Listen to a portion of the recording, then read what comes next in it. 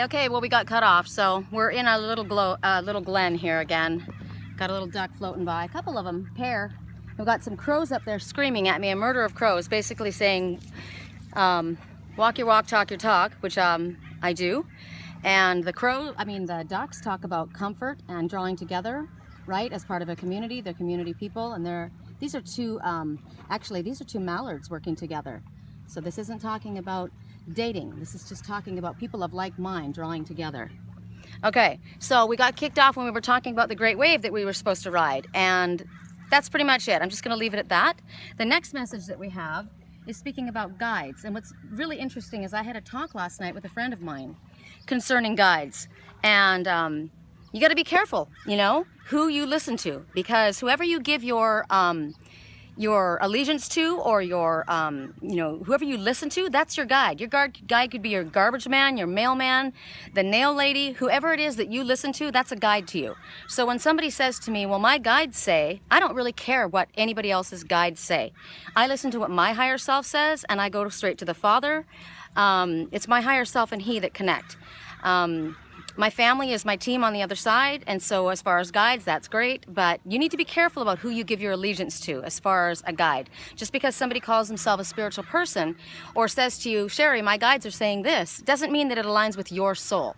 So what they're talking about is a guide, a mentor, a trustworthy ally.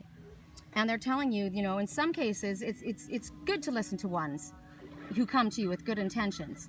But sometimes they overtake your own willpower and your own mindset. They could be quality guides. They may have good intentions, but they don't have a match for your frequency, right? So I came into this planet with my own agenda. I made vows, lifetimes before I came here, for what I was going to accomplish on this path. And what doesn't align with my soul, I don't take on, right? So what they're telling, I'm gonna let you guys look around because it's actually very beautiful. Let's kind of like walk around here. What they're telling you is, this is an arrival of a guide, somebody that's going to be coming into your life that you actually can trust. A spirit guide that wants to make healthy contact with you. They're loving, they're helpful, and they have personality. It's interesting because the message, the way they describe this person is with clear, cool water. It's a water element person, which I find very intriguing. It's so that, water element is cooling and refreshing, right? So this isn't someone that's going to make you feel frustrated or go against what your soul is saying. This is somebody who works with you and it makes you feel comfortable, right, in their presence. So what they're saying is, this person relates to you. They want you to be prepared to have your psychic abilities challenged. That cracks me up, because those guys, they are from the void, from the other side. They're talking about having your psychic abilities, challenged. You might finding yourself discarding baggage from old belief systems that are overcomplicated and overprotective for you. You're stepping out. This great wave is coming and it's going to shake things up, right?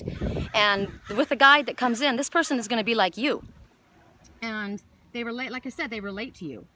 You're going to find that you're stimulated and but you don't require as much as you used to require. It's going to be more of a simplistic way.